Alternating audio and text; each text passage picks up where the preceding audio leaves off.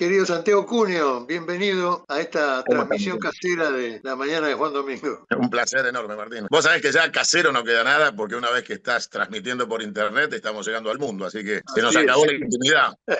Bueno, me recordaba mucho a las épocas, hubo una época de gran formación de comunicadores, que fue la lucha de las radios truchas, Claro. que yo en una entrevista que me hizo en algún momento La Nación, llamé comunitarias para que no pareciera clandestina el término. El régimen siempre encuentra la manera de ilegalizar la resistencia. En una época aparecían carteles en la televisión que decía: los medios que no tienen autorización ofenden la investidura presidencial.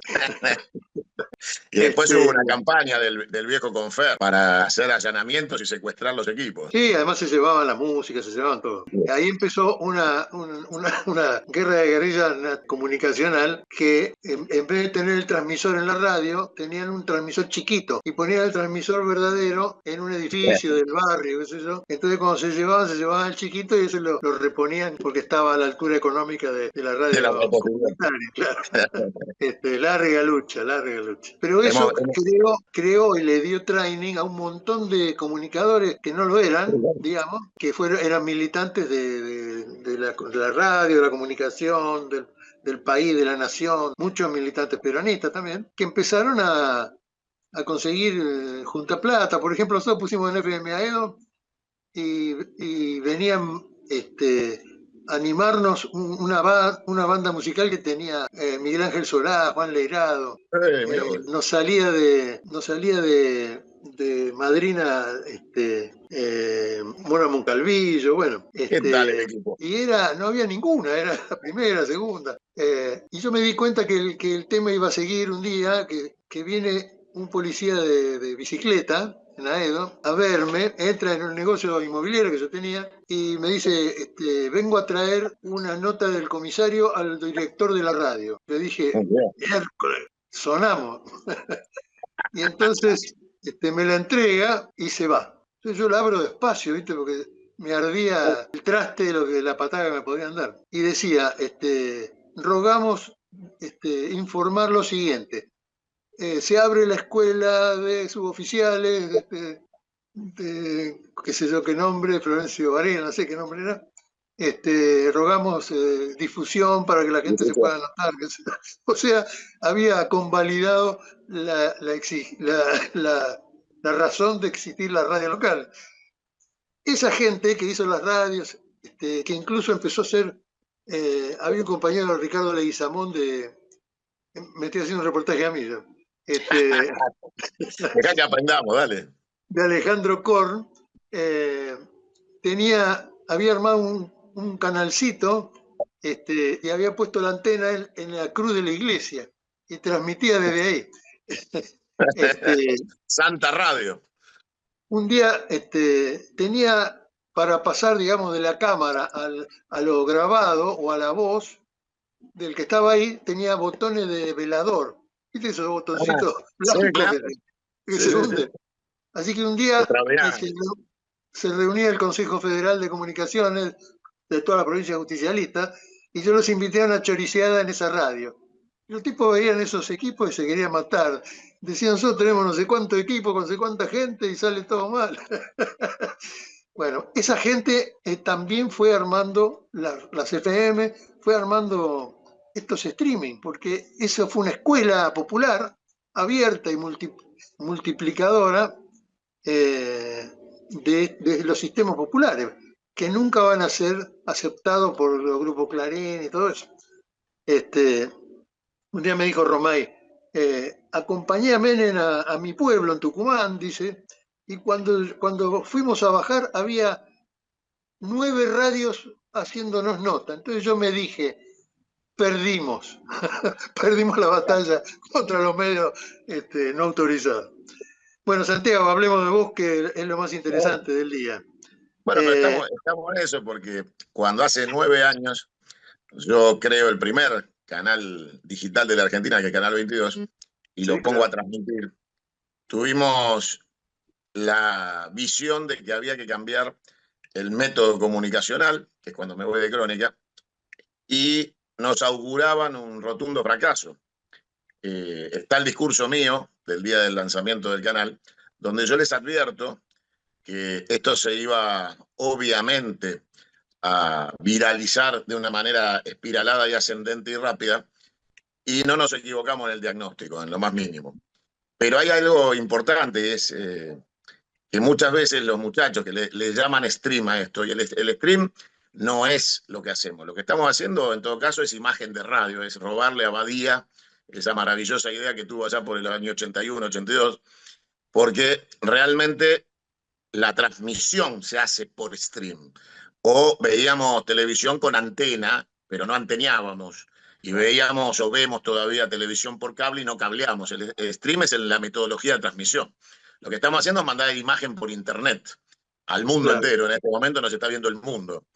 Y en ese mecanismo empieza a tener sentido la competencia del contenido, porque en este instante hay cientos de miles de millones de transmisiones como la nuestra en este instante, y es la gente la que elige qué quiere ver. No es una Tal cuestión cual. de emitir, porque no hay monopolio, acá no existe el monopolio. Acá está la oferta, la pluralidad y la competencia que determina finalmente el usuario, el que quiere ver.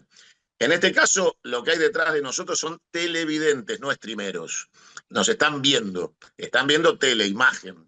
Y entonces la conciencia de esto de que vos te llevas el televisor al colectivo, al subte, al baño, y que ya no tenés que mudarte al comedor donde estaba la única televisión con el estabilizador, hace que tengamos la suerte de haber superado al gerente de programación de los canales. No hay que programar nada, nos ven cuando la gente se le canta. A las 4 de la mañana, a las 3, nos vuelven a ver 6 veces. Entonces, esa pluralidad que yo veía ya hace 9 años atrás, cuando todavía la Internet no tenía la fuerza que tiene hoy, entonces nosotros tirábamos con mucha potencia de salida, pero la gente no tenía potencia para la bajada en sus casas. Y arrancamos con una tribu de Internet muy reducida, muy, muy reducida. Veníamos del módem, ¿te acordás? Del Sí, sonido de claro. conexión del módem. Y de repente, cuando nosotros le decíamos a la gente, miranos en tu celular, la gente no entendía nada. Hoy, gracias a Dios, claro, hoy, gracias a Dios, eh, digamos, todo esto es historia. Fíjate qué rápido se transformó en historia en 9 años lo que nosotros planteábamos como novedad. Y vamos rumbo a que la tecnología dentro de 9 años más haga olvidar que hoy estamos transmitiendo y la gente nos está viendo en receptores digitales celulares, porque viene tecnología nueva que ya está en desarrollo, que ya se está probando, viene la holografía. Entonces, lo importante es que todos los compañeros que hacen hoy lo que llaman stream, que no lo es, tomen conciencia de lo que tienen en sus manos, pero también tomen conciencia de que la velocidad de los cambios ya no son 40 años.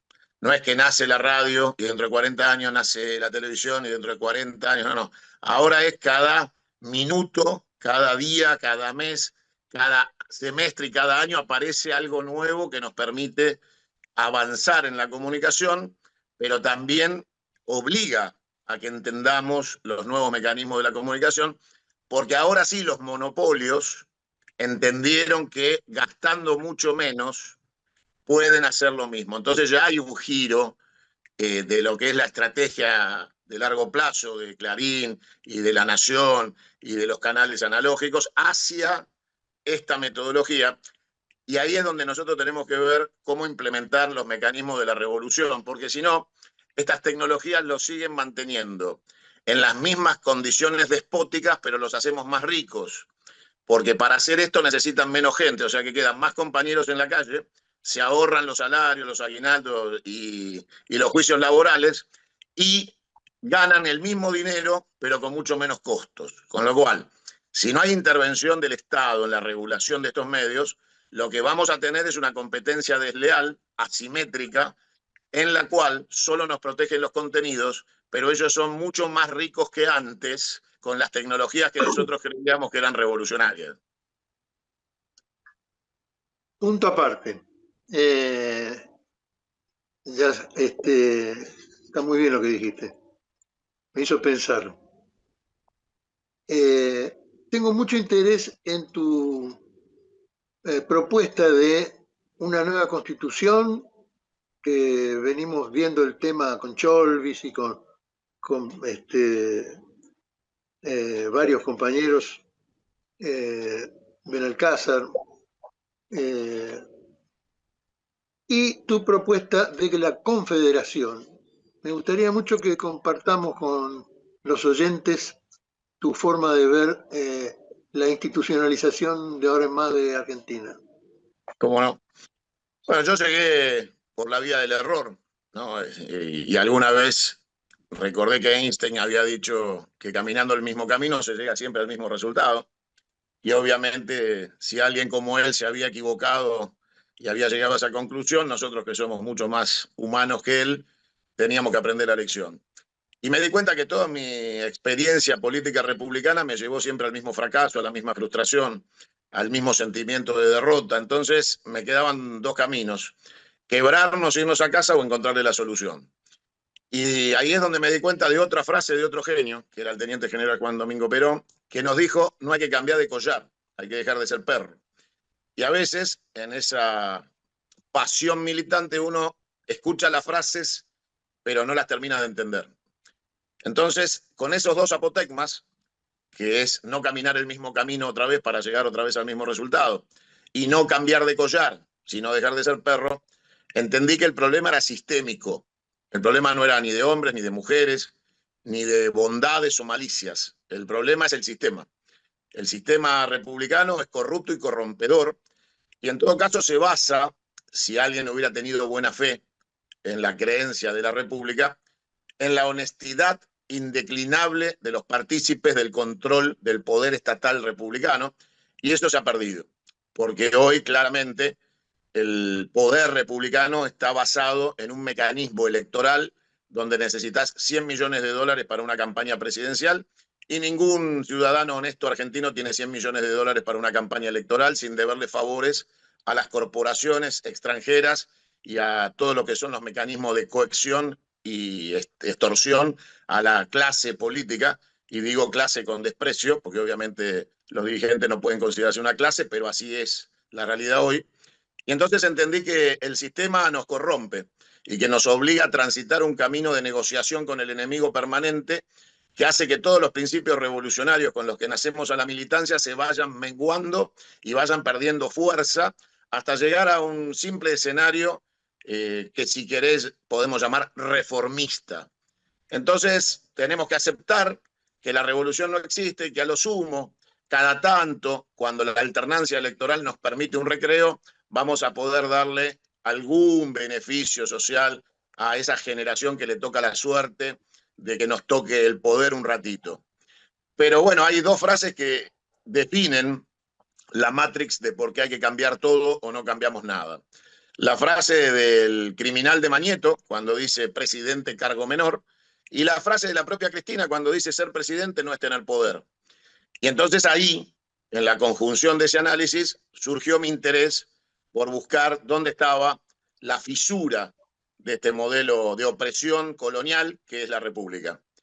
Y la única fisura que tiene este sistema es el acto soberano de una asamblea constituyente. Si queda cerrada la Constitución como está, sin apertura a su reforma, esto, así como está, es un laberinto sin salida. Lo han armado de tal manera en que no hay posibilidades ciertas, ya que el modelo establece como último recurso del statu quo el poder judicial. Y ese poder judicial, que se autodefine a sí mismo como familia judicial, como si fueran la mafia napolitana, está para garantizar que la voluntad popular no tenga posibilidades de reformar dentro de la Constitución la realidad imperante. Entonces, si sacamos una ley de medios, para volver al principio de nuestra charla, va a existir el mecanismo burocrático legal para impedir su aplicación. Si lográramos sortear eso, va a existir la posibilidad de que la Corte se arroga constitucionalmente la interpretación constitucional de las leyes. Si esto fuera poco, los jueces tienen el carácter subjetivo para dictaminar. Pueden apelar al carácter subjetivo de opinión o de creencia para poder dictaminar fallos. Y si todo fallara y explotara el sistema, el último escalón de la sustitución presidencial previsto por la Constitución, por acefalía, es el presidente de la Corte. Con lo cual queda claro que el verdadero poder sistémico de la República no está ni en el presidente ni en el Congreso. Está en la garantía de que el Poder Judicial puede vetar toda voluntad popular, venga del Poder Ejecutivo o venga del Congreso o venga de ambos. El árbitro, el que tiene la tarjeta amarilla, roja, el pito en la mano y la facultad de expulsarte, es el Poder Judicial. Entonces, en ese mecanismo, y teniendo como prerrogativa que el Poder Judicial puede quitarte tu libertad y tus bienes como amenaza suprema, estaba claro que lo primero que hay que hacer para cambiar la realidad argentina y encaminarnos a un proceso revolucionario es terminar con ella. Hay que liquidar este modelo judicial y este Poder Judicial tal cual existe. Pero eso no es por adentro de esta Constitución. No existe la reforma judicial en democracia. No hay ninguna posibilidad que en la democracia republicana vos saques leyes que reformen la justicia y que la justicia avale para que vos puedas reformarla. Esa batalla está perdida, la aprobó Cristina, está presa. Con lo cual, yo lo que digo es simple. El desarrollo teórico que te estoy planteando tiene prueba. Y esa prueba está dictaminada en los resultados de aquellos que creyeron que negociando con el modelo republicano se podían conseguir algunas concesiones de esta monarquía imperante con terminales internacionales de sus mandantes. Y la realidad es que no, que su intransigencia es absoluta, que acá no va a cambiar nada y que están ahí para sostener el statu quo de este modelo corrupto republicano. Entonces, la única fisura, lo único que se olvidaron es de prohibir la reforma de la Constitución. Se olvidaron de prohibirnos el derecho a reformar el espíritu constitucional. Entonces, nosotros tenemos que hacer una sola campaña en la Argentina, que es enamorar al pueblo argentino de una reforma constitucional. Es empezar a buscar a Sampaio en el siglo XXI y empezar a escribir los primeros textos ya formales de reforma de la Constitución que nos liberen de esta opresión, de esta condena a la República y a sus mecanismos de opresión. Porque a partir de ahí, del momento en que logremos que el pueblo acompañe una reforma de la Constitución revolucionaria, imagínate que inmediatamente después que los constituyentes juren y se declare abierta la sesión de reforma de la Constitución, al ser un acto soberano, caducan todos los poderes del Estado y prima la Asamblea Constituyente. En esa realidad, las primeras horas, los primeros minutos deben estar dedicados a dejar cesantes a todos los jueces federales, a la Corte, como se la conoce, e inmediatamente reponer un mecanismo de transición para ir hacia un modelo judicial que para mí debe ser el servicio de justicia. O sea, que la justicia no sea más un poder del Estado, que pierda relación con los poderes del Estado, que deben ser el Ejecutivo y el Legislativo, y que a partir de ahí el servicio público de justicia, entendido de esa manera, como el árbitro de las diferencias que se puedan establecer entre personas, empresas, sociedades o estados, se resuelvan como un servicio público, que es lo que debieron ser siempre. Hoy son personajes oscuros que se señorean en la actitud de amenaza y represión a cualquiera que quiera llevar adelante un proceso revolucionario político en la Argentina. Así que yo no veo ninguna posibilidad de que siendo simples lacayos republicanos con partidos políticos o frentes electorales vayamos a obtener ningún triunfo, aunque nos toque ser gobierno, como nos tocó con el payaso corrupto de Alberto Fernández. No es por ahí, ya se probó, el fracaso está garantizado, Cristina está presa y los jueces siguen donde están porque para eso están y han sido creados como institución represiva del modelo republicano para impedir que cualquier planteo político pueda salir del Congreso rumbo a su aplicación. Si vos te fijas hoy, el Poder Ejecutivo en manos de un esquizofrénico psiquiátrico veta leyes de mayorías del Congreso. Y después, la propia Constitución, liberal, mitrista, asquerosamente liberal, copia mal hecha de la de los Estados Unidos, de origen masón, te permite que una minoría parlamentaria que impida la mayoría necesaria, especial para ratificar la voluntad del Congreso, gobierne. O sea que en la Argentina hoy, nuestras mayorías parlamentarias, si las conseguimos, chocan con el veto del presidente, otra facultad monárquica de la República. Ese veto vuelve al Congreso y en el Congreso una minoría de legisladores impiden que las mayorías hagan ley el espíritu de la mayoría parlamentaria. O sea que tenés el Poder Ejecutivo en manos de un autócrata delirante y enfermo mental, no como ofensa, sino como diagnóstico clínico, la Corte y la Justicia Federal, y nosotros solo podemos conseguir de a ratitos alguna mayoría parlamentaria que va a ser violada por las minorías parlamentarias. En este esquema, la única salida es la reforma de la Constitución. Todo esto no puede seguir en el plexo de la Constitución. Los argentinos no podemos vivir bajo una normativa constitucional que nos reprime en su propio espíritu y tiene blanqueados los mecanismos estafatorios del sistema para impedir el proceso revolucionario. Y ayer, cuando festejábamos porque Evita no murió, circunstancialmente las fechas solo sirven para engrandecerla y recordarla, cuando ayer recordábamos a Eva Perón, nos dejó el apotegma de que el peronismo será revolucionario o no será. Bueno, hoy no es. Así que con mucha vergüenza en la memoria de nuestra querida Eva, tenemos que plantearnos cuál es la revolución en democracia. Y la única revolución en democracia es la democracia confederal. Bien, ahora empezamos con ese tema, que me parece sumamente interesante. Mirá, yo hace 48 horas fui invitado al canal de Gelatina y le llevé, y te voy a pasar un gráfico que desarrollamos con ayuda de algunos economistas confederados, y en ese gráfico mostramos cómo el sistema de coparticipación, que es el otro instrumento represivo para aplacar las autonomías provinciales y robarse los recursos a partir de un modelo extractivista y exportador de transferencia a la renta, queda claro que los gobernadores no tienen la menor idea del dinero que transfieren vía coparticipable online a través de los mecanismos de transferencia inmediata al recaudador, que en este caso es ARCA o la ex-AFIP. No tienen ni la menor idea de los volúmenes de dinero que transfieren al Estado Central Unitario. Entonces les hicimos un gráfico para mostrarle a los gobernadores cuánto dinero transfieren y cuánto reciben. Y lo que reciben es infinitamente menor a lo que transfieren, y encima lo reciben cuando se le canta al látigo y la chequera del presidente de turno republicano y unitario que está en Buenos Aires. Entonces nosotros lo que les planteamos a las provincias es devolverle sus autonomías primogenias originales que hicieron grande a la patria e hicieron la patria porque nacimos confederados. Y no hubo una elección, no hubo un proceso plebiscitario en la Argentina, allá por el 1853, para ver si moría la Confederación y nacía la República por voluntad popular. Fue el traidor de Urquiza con un ejército mercenario de portugueses el que vence a Rosas en la batalla de Caseros y permite esa reforma de la creación de esa constitución y la reforma del sistema político, implementando un modelo liberal, declarando capital federal de su modelo republicano a la ciudad de Buenos Aires, quedándose con la aduana, que era lo único que les interesaba.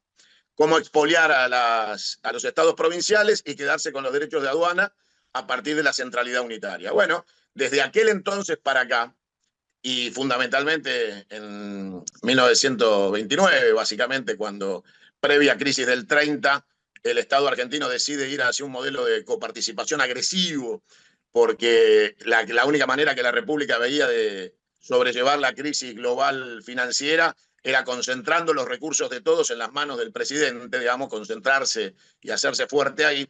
Después viene el golpe de Estado, viene el 6 de septiembre del 30, viene el desastre en la Argentina y el nacimiento de ese mecanismo de partido militar. La Argentina entra en un colapso absoluto, del cual no vuelve nunca. Y tuvimos el recreo de Perón, pero nació condenado a muerte. Ya su expresión de caudillo popular lo sentencia desde el primer minuto a lo que vendría en el 55 y ahí en más la violencia política, que nace con ese bombardeo al pueblo argentino y un intento de magnicidio. Pero bueno, realmente se consolida todo este proceso, el unitarismo político y económico. Para mí, para mi visión y para la nuestra, los confederados, la reforma del Pacto de Olivos termina de darle los instrumentos de monopolio del poder a este proyecto liberal de saqueo y desde ese punto de vista, el distrito único electoral con segunda vuelta, la creación del Consejo de la Magistratura y todas estas cosas impresentables de carácter socialdemócrata, que es la izquierda del liberalismo, le permite al sistema, transmitiendo con los monopolios mediáticos analógicos desde la ciudad de Buenos Aires, venderle el Metrobús a los estados provinciales, a la población argentina, y desde ese momento tuvimos 4 presidentes porteños. Mauricio Macri, Fernando de la Rúa, Alberto Fernández y Milei. Bueno, claramente, si llevamos más de 18 años de unitarismo porteño consagrado de la reforma de la Constitución, para acá queda claro que el instrumento de aquella reforma lo usaron ellos. Ellos entendían que necesitaban perfeccionar la Constitución represiva y liberal y lo hicieron con un pacto que solo le dio a Menem la satisfacción personal de concretar su reelección a cambio de entregarle a los liberales el destino de la Argentina. Y ellos la usaron, reformaron la Constitución, que es lo que tenemos que hacer nosotros, y ahora somos más esclavos que en esa reforma del Pacto de Olivos, somos más pobres, somos más miserables, y ellos han concentrado mucho más el poder. Por eso es tiempo de plantearse este escenario de devolverle a los estados provinciales las autonomías fundacionales, porque el preámbulo de la Constitución, de este pasquín liberal que tenemos como Constitución, dice que se basa en los pactos preexistentes. Se le borró una palabra el preámbulo porque decía pactos preexistentes confederados. Esa palabra desapareció.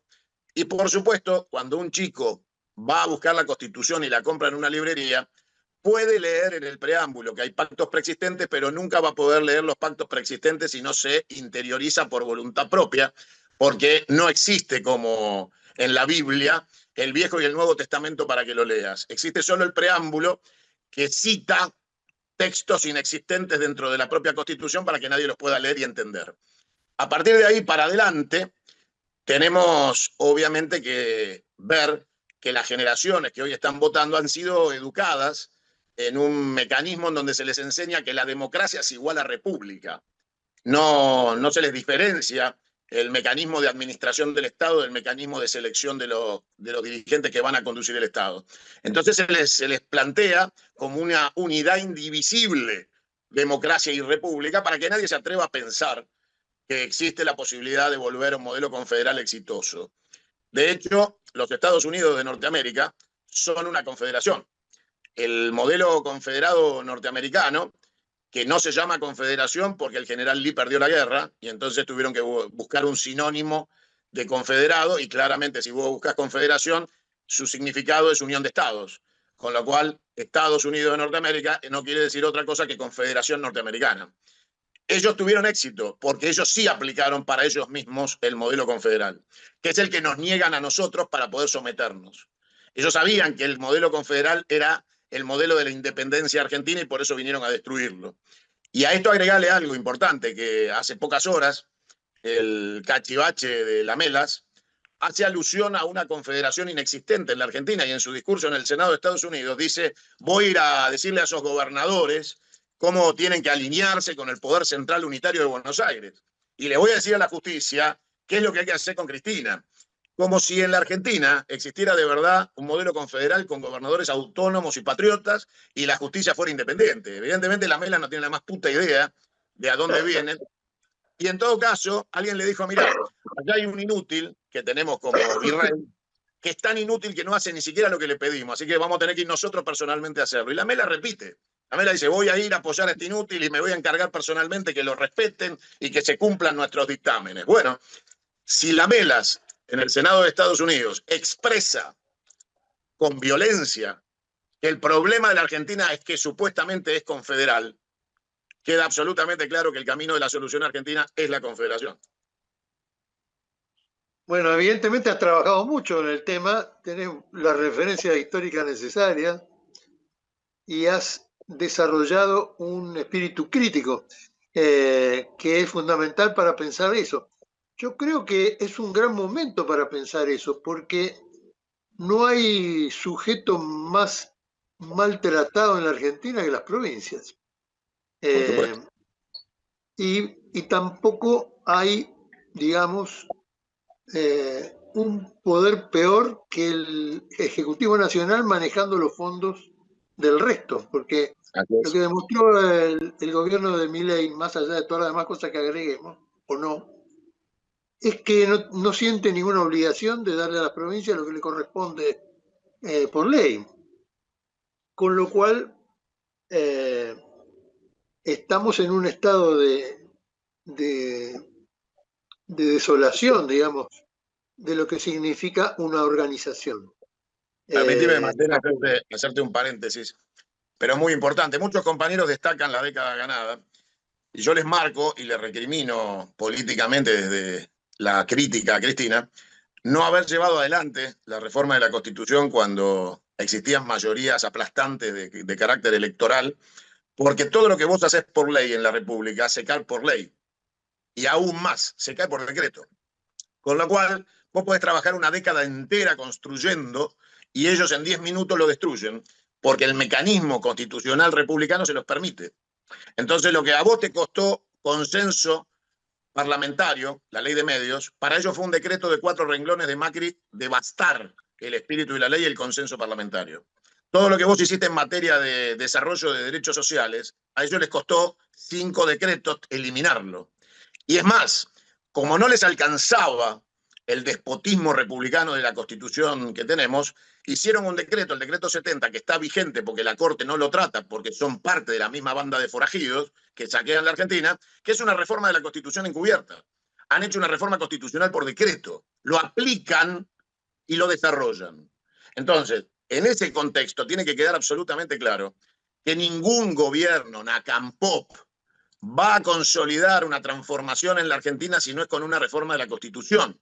Porque aunque volviéramos mañana al gobierno, hiciéramos decretos y leyes, la alternancia en la posibilidad de su vuelta al poder hace que todo lo que vos hagas de día ellos lo destrocen de noche. Entonces no hay futuro para la Argentina en este modelo, porque es un modelo que no permite la continuidad, que no permite el establecimiento de estrategias de largo plazo, prospectivas, de desarrollo, y por ese motivo todos los vectores de crecimiento del desarrollo argentino han sido destruidos, han sido ocasionales, han sido desarrollados al amparo de la clandestinidad o del engaño, tratando de evitar las irrupciones antidemocráticas o liberales en los gobiernos que destruyeron todo lo que los argentinos bien nacidos quisieron construir. Desde el proyecto Cóndor hasta la energía nuclear, pasando por la tecnología industrial, hoy la destrucción del INTA, que está en marcha pidiendo los títulos de las tierras del INTA para liquidar y vendérselas a sus amigos, más de 100.000 hectáreas, con lo cual queda claro que este aceleramiento de la destrucción del Estado es porque se dan cuenta ellos que el mecanismo es este. La República te permite hacer decretos y leyes y aniquilar al propio Estado a partir de la Constitución que regula el gobierno del Estado, porque para eso la reformaron en el Pacto de Olivos. Sí, yo lo que veo es que muchas veces la gente expresa por qué no hay nadie que no haga frente a tal cosa o a tal otra, y me doy cuenta que no hay gente que se dedique a eso, es decir, no hay sistemas de control de lo que está en el espíritu de las leyes, digamos. Es que el espíritu de las leyes, Martín, en esta Constitución lo revisa únicamente la Corte que metió presa a Cristina. Entonces, nosotros no tenemos ninguna posibilidad, cero. No existe posibilidad de transformar la realidad sin una reforma de la Constitución que anule los poderes fácticos de la República. No hay salida. Todo lo que hagas, ganes o pierdas elecciones, tengas o no tengas el poder ejecutivo, tengas o no tengas mayorías parlamentarias, quienes están para garantizar que nada cambie es el Poder Judicial, que vos no podés cambiar. Sí, eso está claro y es un ámbito inexpugnable. Pero ni siquiera turísticamente, digamos. Salvo cuando constituyamos el Pleno de la reforma de la Constitución y los constituyentes juren, y en ese instante, con el acto soberano de la pérdida del poder por parte de los poderes republicanos, los constituyentes declaren terminado el sistema judicial del poder judicial republicano conocido y ya no existan. Entonces, a partir de ahí, de un nuevo orden judicial, se termina esta dictadura de estos delegados imperiales que han venido a garantizar el saqueo de la Argentina. Cuando los constituyentes levanten la mano y terminen con la Corte y los jueces federales que vos conocés y el sistema federal de justicia que vos conocés, se terminó el secuestro de la Argentina. Entonces, lo que nosotros proponemos es una Corte integrada por uno de cada miembro de cada una de las provincias y que la Corte, a su vez, tramite las distintas áreas judiciales independientemente, o sea, que vos tengas dentro de los representantes de la Corte especialistas civilistas, penalistas, o sea, que cada una de las áreas, como pasa en Colombia, tenga una corte particular. Porque no es lo mismo el contencioso administrativo que el penal. No es lo mismo. Entonces vos no podés tener tres hijos de puta que se arrogan derechos divinos de dioses griegos, de creer que pueden entender en todas las materias y resolver en todas las materias sin consultar a nadie, tomando la soberbia imperial de la decisión política por encima del derecho. Entonces, la Corte no puede estar integrada por 5 porteños, porque el Senado resolvió que 5 porteños son suficientes para ser miembro de la Corte. Este disparate que llevó al peronismo desde el año 83 hasta hoy a tener mayoría en el Senado y nombrar jueces liberales negociando con el enemigo. A Cristina la metieron presa jueces que nombró el peronismo con su mayoría en el Senado. No son macristas, son jueces que votó el peronismo con acuerdos espurios con los enemigos de la patria. No podemos pasar más por ese filtro delirante en donde estamos obligados a dormir con el enemigo y a ser sodomizados por un sistema represivo que mete preso a nuestros dirigentes y justifica su saqueo. Entonces, basta de república, basta de este poder judicial, y la única manera de hacer basta es una reforma de la Constitución, la soberanía política de la Asamblea Constituyente y la destitución y derogación de este poder judicial. De inmediato, el primer día, en la primera hora de la Constituyente. Yo veo, por ejemplo, algunas cuestiones que, por ejemplo, la Constitución del 94 agrega la distribución de la riqueza de las empresas, por ejemplo, ¿no? Hay algunas empresas que lo han hecho per se, pero ninguna autoridad puso en funcionamiento esa prerrogativa constitucional, por ejemplo. Las leyes son subjetivas y no taxativas porque las interpreta el Poder Judicial. Son factibles de que el juez la interprete. A partir de ese momento está todo terminado. No hay ley que vos hagas que se aplique si el Poder Judicial no tiene voluntad de hacerlo.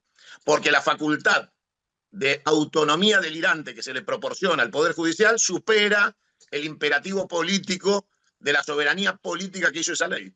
Se cagan en que vos hagas leyes o establezcas reformas que, valga la redundancia, no son revolucionarias, sino que son reformistas. Porque en la reforma del 94 no hay una reforma del Estado. Lo que se hace es un pacto espurio para que cada uno de los bandos tenga lo que quiera a cambio de mayor concentración unitaria. Menem quería la reelección y Alfonsín quería el Consejo de la Magistratura. Dale un chupetín a cada uno y dame lo que nosotros queremos, que es más poder centralista, más poder unitario, más dependencia de la anglofilia capitalista occidental, más represión con mayores poderes a los sectores de la justicia. La reforma del Pacto de Olivos es una asociación ilícita. Son una banda de forajidos. Lo que se ha hecho con la Constitución en ese momento es propio de una banda de forajidos. Y obviamente acá tenemos las consecuencias, las estamos pagando hoy. Porque si en esa reforma de la Constitución el peronismo hubiera planteado un esquema revolucionario y se hubiera actuado en defensa propia, jamás hubiera votado el Distrito Único Electoral con segunda vuelta, perdiendo el poco federalismo que le quedaba a la República, que era la posibilidad de elegir el presidente a través del colegio electoral. Los gobernadores se suicidaron en el Pacto de Olivos y entregaron lo último que les quedaba. Nosotros muchas veces hemos pensado en un ejército nacional que haga y defienda la Constitución nacional y nos defienda de estos países que quieren pasarnos por arriba. Y quedarse si con pensás todo en un ejército que defienda esta Constitución, Martín, lo que vas a tener es la Guardia Civil norteamericana.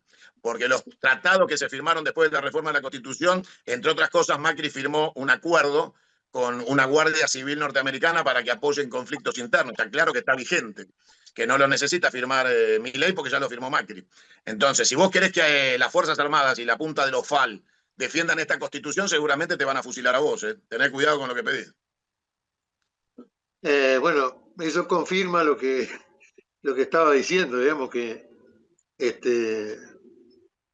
con lo que ha pasado aquí desde tiempos inmemoriales, respecto de la Fuerza Armada y las instituciones del país, es un punto débil.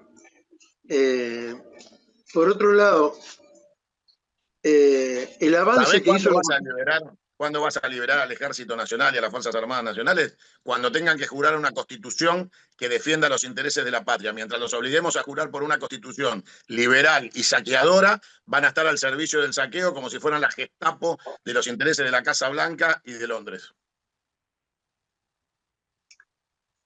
Háblame 5 minutos de Perón. Un genio magistral del siglo XX, alguien que entendió la profundidad de la existencia argentina, que tiene tanta suerte, que también representa la mezcla de sangre porque viene de origen, de vientre de pueblo originario, con lo cual es una síntesis perfecta de todo lo que los liberales creían que no podía pasar y no debía ser. Y Perón es un genio político, es alguien que en tiempos donde no eran muchos los que podían acceder a información universal, tuvo la suerte de estar en la Europa de la preguerra y volver con el aprendizaje de los nuevos fenómenos políticos para aplicarlos con prospectiva en la Argentina y anticipación y proyectar 80 años.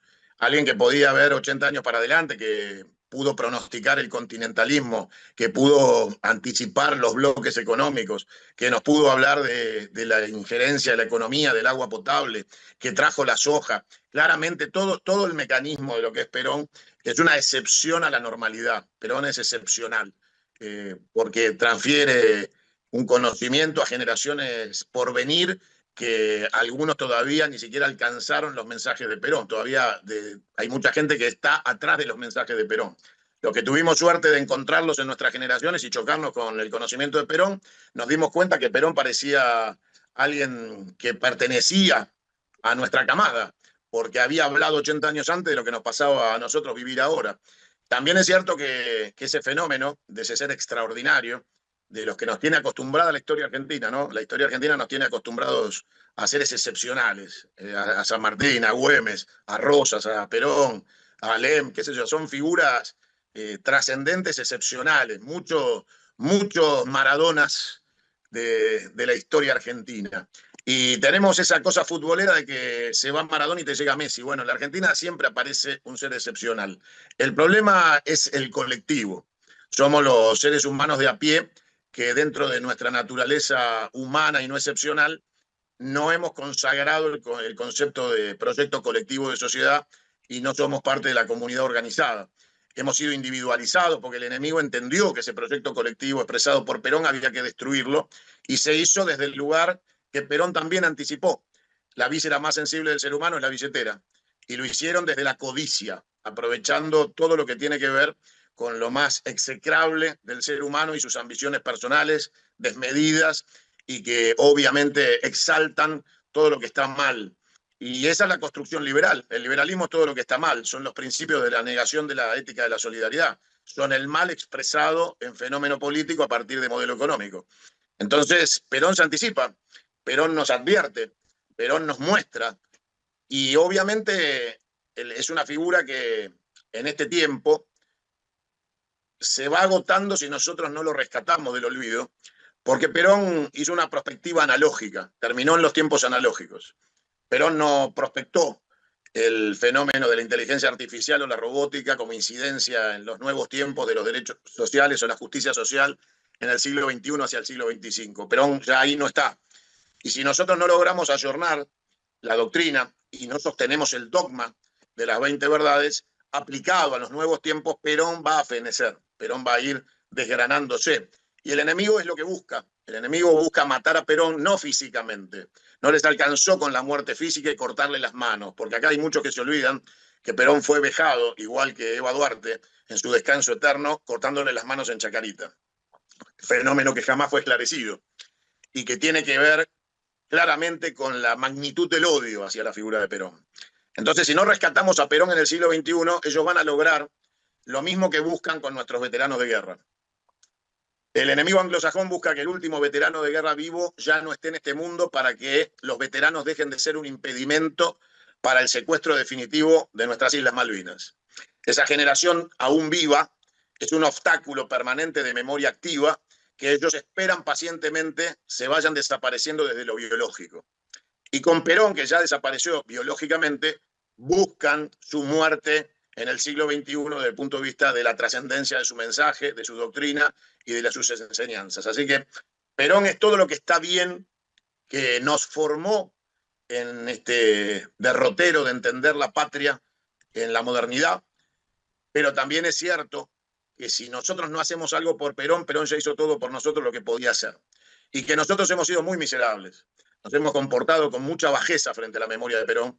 Nuestros pseudo dirigentes han negociado la figura de Perón, la han entregado, han hablado mal de él, lo han descalificado históricamente, lo han tratado de fascista, lo han desautorizado frente al enemigo, han tomado los discursos del enemigo. Tenemos boludos que dicen que el peronismo es capitalista y bimonetario. Tenemos pelotudos que dicen que en la Argentina debemos aplicar la doctrina Monroe de América para los americanos. Bueno, todo eso es en nombre del peronismo.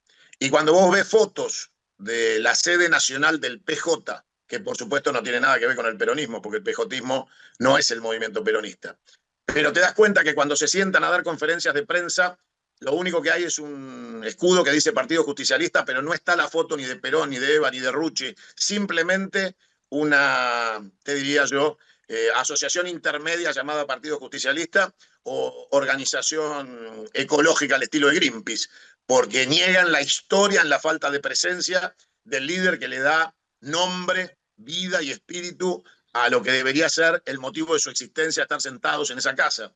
Con lo cual, Perón es todo lo que está bien, es la síntesis del siglo XX de la patria de los argentinos, que llega incluso al abrazo con Balbín, que es primogenio al discurso posterior socialdemócrata del Pacto de la Moncloa.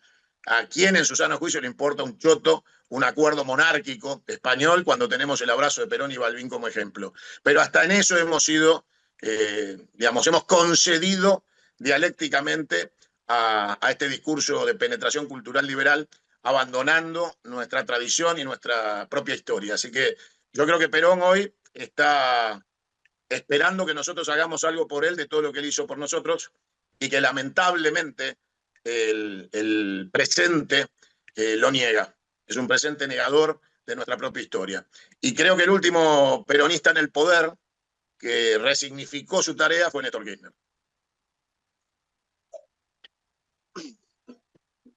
Santiago, has trabajado mucho, ¿eh? Has profundizado mucho, has analizado mucho, y es un aporte importante que nos estás haciendo. Te agradezco mucho esta entrevista. Te vamos a liberar en lo poco que te podemos liberar.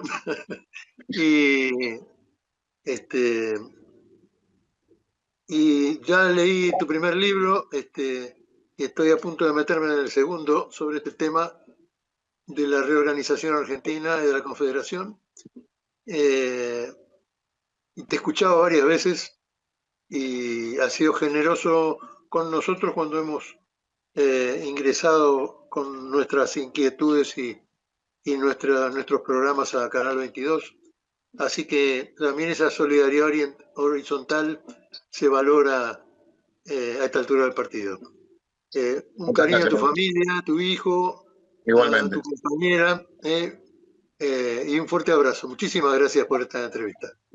Fuerte abrazo para vos y mientras atrás de nosotros existan libros, la Argentina tiene futuro.